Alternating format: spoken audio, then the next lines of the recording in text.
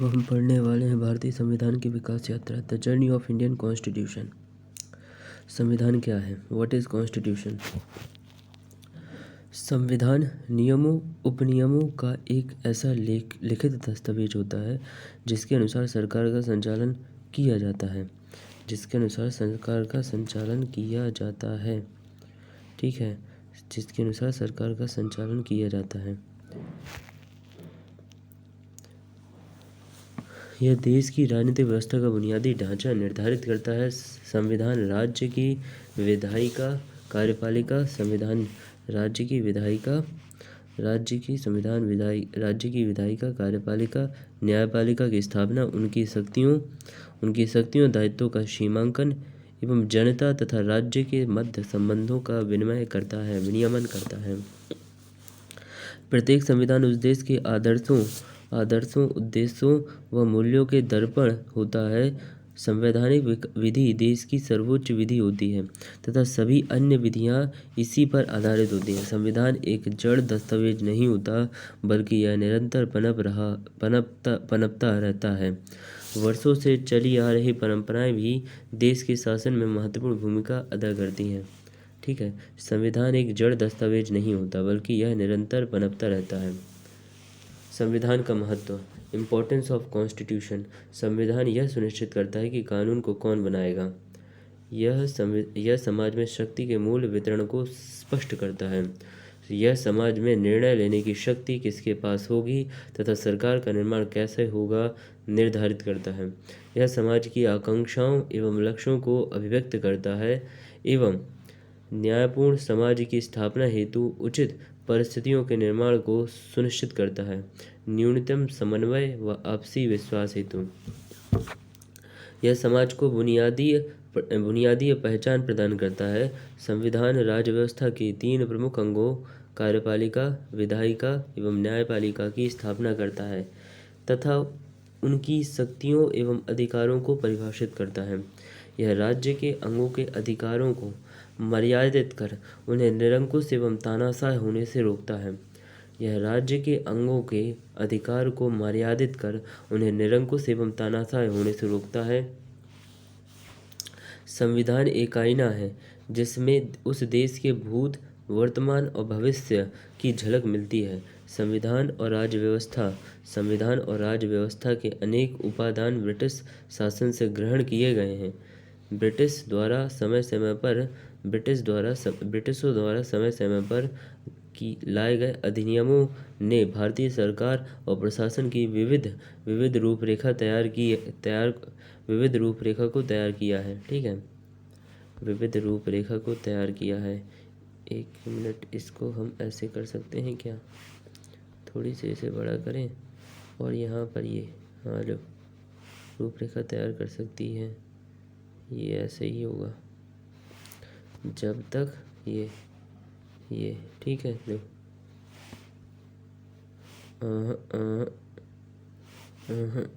ठीक है, चलो। संवैधानिक विकास के चरण यानी stages of constitutional development. Bharat का संवैधानिक विकास British East India company. Bharat का संवैधानिक विकास ब्रिटिश ईस्ट इंडिया कंपनी के अंतर्गत पारित अधिनियमों यानी 1773 से 1853 तक। एक पहला काल ये है 1773 से 1853 तक, लगभग 100 साल। ठीक है, होगा लगभग, थोड़ा कम है लेकिन मान सकते हैं। ब्रिटिश ताज के अंतर्गत पारित अधिनियमों द्वारा 1858 से 1947 तक, ये भी लगभग 100 साल यानी 200 साल का ब्रिटिशों का राज्य। 1773 और 73 कितना होता है, 73 7 80, तो 20 यानी 27 वो हो गया और 85 हो गया, तो 70 73 और 73 5 73 3 कितना होता है, 73 3 76, लगभग 76 साल। ठीक है, ब्रिटिश ईस्ट इंडिया कंपनी के अंतर्गत पारित अधिनियम तो रेगुलेटिंग एक्ट 1773 रेगुलेटिंग एक्ट 1773। इस अधिनियम के द्वारा भारत में कंपनी के शासन हेतु पहली बार एक लिखित संविधान प्रस्तुत किया गया। ठीक है, एक लिखित संविधान प्रस्तुत किया गया। भारतीय संवैधानिक इतिहास में इसका विशेष महत्व यह है कि इसके द्वारा भारत में कंपनी के प्रशासन पर ब्रिटिश संसदीय नियंत्रण की शुरुआत हुई। इस अधिनियम के प्रमुख प्रावधान इस प्रकार हैं। इस अधिनियम के द्वारा भारत में कंपनी के शासन हेतु पहली बार एक लिखित संविधान प्रस्तुत किया गया। भारतीय संवैधानिक इतिहास में इसका विशेष महत्व है। क्यों महत्व है? क्योंकि इसके द्वारा भारत में कंपनी के प्रशासन पर ब्रिटिश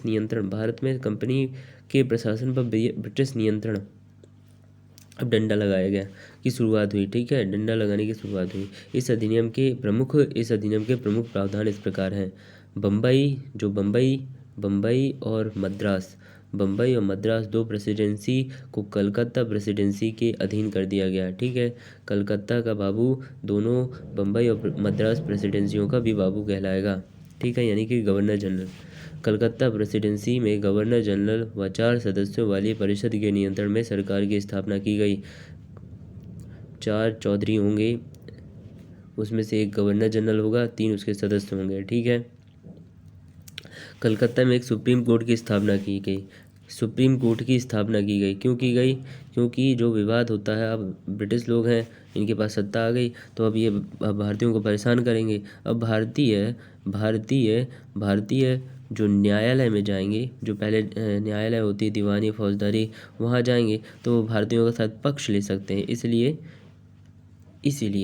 इसलिए ब्रिटिशों यानी यूरोपियन या गोरे बाबू ने क्या किया, अपने लिए न्यायालय बना दिया। उनका मतलब कि गोरे बाबुओं की शिकायत सिर्फ इसी न्यायालय में होगी। ठीक है, और ये न्यायालय गोरे बाबुओं का ही पक्ष लेते थे शुरुआत में, और बाद में ही भी लेते थे उस समय। कलकत्ता में सुप्रीम कोर्ट की स्थापना 1774 में की गई थी। इसके अंतर्गत बंगाल, बिहार, उड़ीसा शामिल थे। सर एलिजा इम्पे को इसका प्रथम मुख्य न्यायाधीश नियुक्त किया गया तथा चेम्बर्स, लिमेस्टर एवं हाइड को अन्य न्यायाधीश नियुक्त किए गए। भारत के सचिव की पूर्व अनुमति पर गवर्नर जनरल तथा उसकी परिषद भारत के सचिव की पूर्व अनुमति पर कानून बनाने का अधिकार प्रदान किया गया। अब बंगाल के गवर्नर को 3 प्रेसिडेंसियों का गवर्नर जनरल कहा जाने लगा। मतलब तीनों प्रेसिडेंसियों का वो चौधरी हो गया। पहले एक प्रेसिडेंसी का होता था, अब 3, बंगाल, बम्बई और मद्रास, तीनों प्रेसिडेंसियों का चौधरी हो गया, यानी कि गवर्नर जनरल। इस एक्ट के तहत बनने वाले बंगाल के प्रथम governor general Lord Warren Hastings थे। कौन थे? Lord Warren Hasting.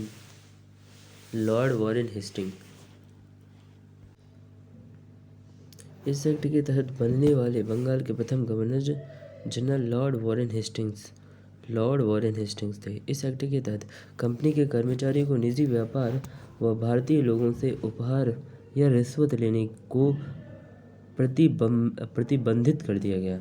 मतलब यह जो नियम बनाया गया, क्यों बनाया गया?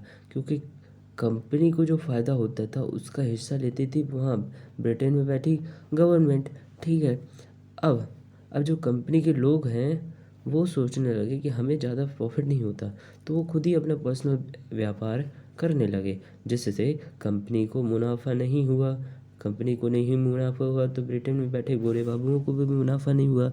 तो उन्होंने ये प्रावधान किया कि जो भी कर्मचारी हैं वो निजी व्यापार नहीं करेंगे।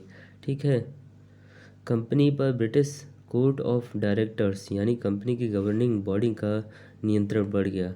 British court of director, company की गवर्निंग बॉडी का नियंत्रण बढ़ गया। ठीक है, नियंत्रण बढ़ गया। अब भारत में इसके सदस्य, नागरिक और सैन्य मामलों की जानकारी ब्रिटिश सरकार को देना आवश्यक कर दिया गया। भारत में इसके नागरिक और सैन्य मामलों की जानकारी ब्रिटिश सरकार को देना आवश्यक कर दिया गया। लड़ाई करते हैं तो ब्रिटिशों को बताना है। अगर जो भी राजस्व मिलता है वो भी बताना है, ठीक है। व्यापार की सभी सूचनाएं क्राउन को देना सुनिश्चित किया गया। Act of settlement 1781 regulating act की कमियों को दूर करने के उद्देश्य से यह एक्ट लाया गया था। इसके तहत कलकत्ता की सरकार को बंगाल, बिहार और उड़ीसा के लिए भी विविध विधि निर्माण करने की शक्ति प्रदान की गई।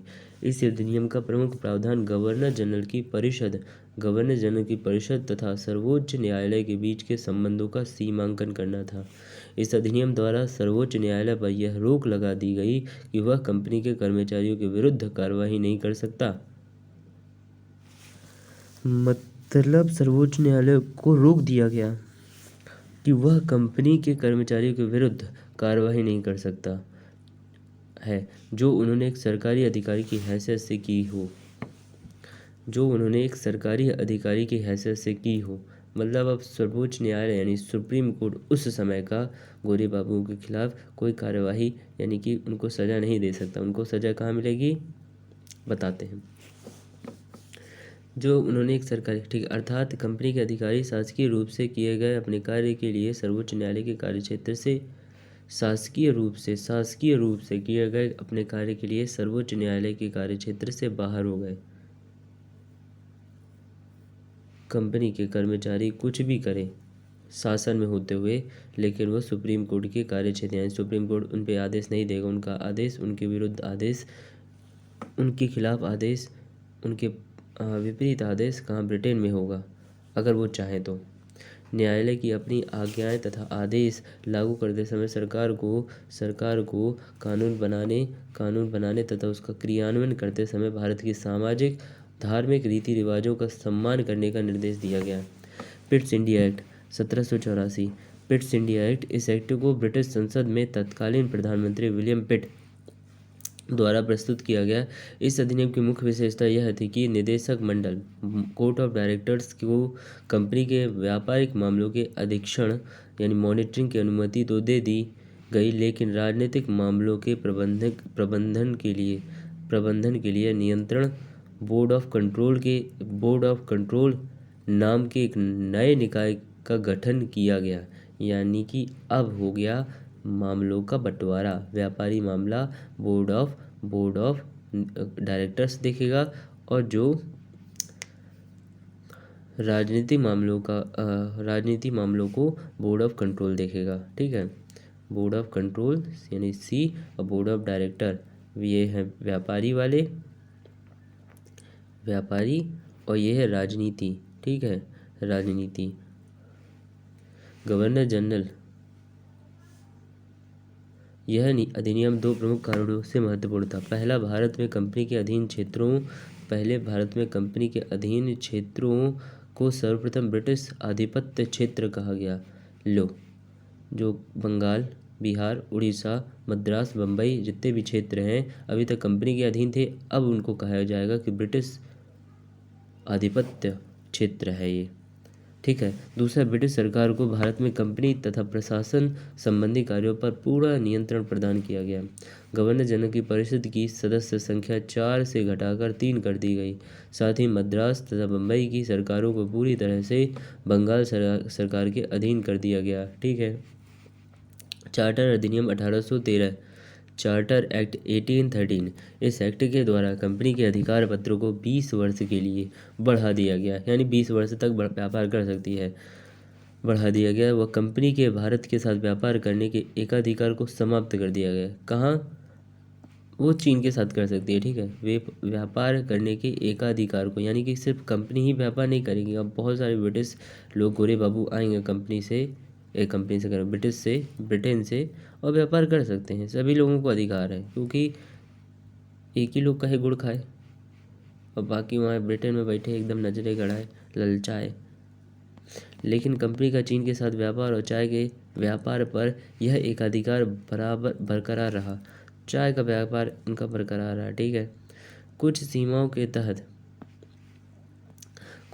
के तहत भारत के साथ व्यापार करने हेतु सभी ब्रिटिश वासियों के लिए मुक्त व्यापार की अनुमति दे दी गई। आओ और लूटो देश को। ईसाई मिशनरियों को भारत में धर्म प्रचार की अनुमति दी गई। आओ जल्दी जल्दी क्रिश्चियन बनाओ, सबको ईसाई बनाओ ताकि और व्यापार बढ़े। ठीक है। भारत में शिक्षा के लिए प्रतिवर्ष 1 लाख खर्च करने का प्रावधान किया गया।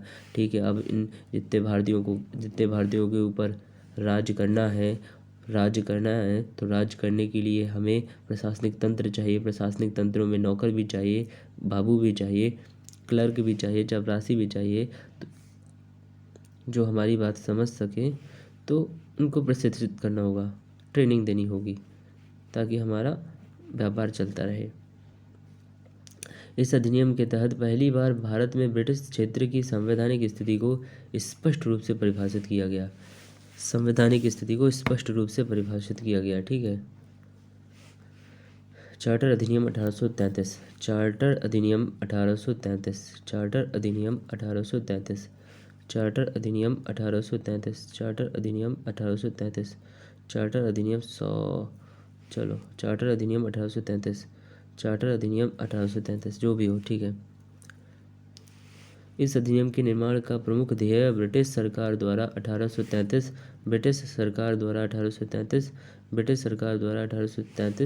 में सरकार के विधि निर्माण तथा विधि निर्माण संबंधी कार्य को स्पष्ट करना था।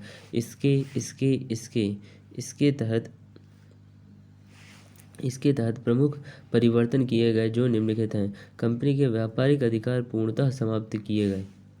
अब भैया व्यापारिक जो कंपनी का अधिकार था वो पूर्णतः समाप्त हो गया। अब कंपनी का कार्य ब्रिटिश सरकार की ओर से केवल भारत पर शासन करना रह गया। व्यापार ब्रिटिश लोग करेंगे, वहाँ से लोग आएंगे, भारत को लूट के ले जाएंगे, फिर वहाँ से आएंगे, फिर लूट के ले जाएंगे, फिर यहाँ से आएंगे, लूट के ले जाएंगे। चलो। बंगाल के गवर्नर जनरल को भारत का गवर्नर जनरल कहा जाने लगा तथा गवर्नर जनरल को सभी नागरिक और सैन्य शक्तियाँ प्रदान की गईं। भारत का प्रथम governor general Lord William Bentinck बना। कौन बना भैया? Bentinck, Lord William Bentinck. Madras और बम्बई के गवर्नर को विधायिका शक्ति से वंचित कर दिया गया। भारत के गवर्नर जनरल को पूरे ब्रिटिश भारत में निर्माण का एकाधिकार प्रदान किया गया। इसके अंतर्गत पहले बनाए गए कानून को नियामक कानून कहा गया और नए कानून के तहत बने कानून को एक्ट या अधिनियम कहा गया। अभी तक गवर्नर जनरल की कार्यकारिणी में 3 सदस्य होते थे, किंतु विधिक परामर्श हेतु गवर्नर जनरल की परिषद में विधि सदस्य के रूप में चौथे सदस्य को शामिल किया गया। गवर्नर जनरल की परिषद को राजस्व के संबंध में पूर्ण अधिकार प्रदान करने हेतु गवर्नर जनरल को संपूर्ण देश के लिए एक ही बजट तैयार करने का अधिकार दिया गया। गवर्नर जनरल की परिषद को राजस्व के संबंध में पूर्ण अधिकार प्रदान करने हेतु गवर्नर जनरल को संपूर्ण देश के लिए एक ही बजट तैयार करने का अधिकार दिया गया। ठीक है। एक ही बजट तैयार करने का अधिकार दिया गया। भारतीय कानूनों का वर्गीकरण किया गया व इस कार्य के लिए विधि आयोग का गठन किया गया। लॉर्ड मैकाले को अध्यक्षता में प्रथम विधि आयोग का गठन किया गया। इस एक्ट के तहत सिविल सेवकों, सिविल सर्वेंट यानी कि सिविल प्रशासनिक सिविक नागरिक लोक सेवक को के चयन के लिए खुली प्रतियोगिता का आयोजन शुरू करने का प्रयास किया गया। इस एक्ट के द्वारा स्पष्ट कर दिया गया कि कंपनी के प्रदेशों में रहने वाले किसी भी भारतीय को केवल धर्म, जाति, वंश या रंग और जन्म स्थान के आधार पर कंपनी के किसी पद से जिसके लिए वह योग्य हो वंचित नहीं किया जाएगा। ये सिर्फ कागजों में था। हालांकि कोर्ट ऑफ डायरेक्टर्स के विरोध के कारण यह प्रावधान नहीं लागू हो सका। Court of director court of director, एक मिनट, कोर्ट ऑफ डायरेक्टर के विरोध के कारण यह प्रावधान नहीं लागू हो सका। ठीक है। भारत में दास प्रथा को गैर कानूनी घोषित किया गया तथा भारत में दास प्रथा को गैर कानूनी घोषित किया गया तथा गवर्नर जनरल को निर्देश दिया गया कि भारत में दास प्रथा को समाप्त करने के लिए आवश्यक कदम उठाएं। भारत में ब्रिटिश राज्य के दौरान संविधान निर्माण के प्रथम संकेत इस एक्ट में मिलते हैं। ठीक है। चार्टर अधिनियम 1853, इसका निर्माण तत्कालीन विधायिका को सशक्त बनाने के लिए तथा उसके विस्तार में सहयोग देने के लिए किया गया। इसके प्रमुख लक्षण थे।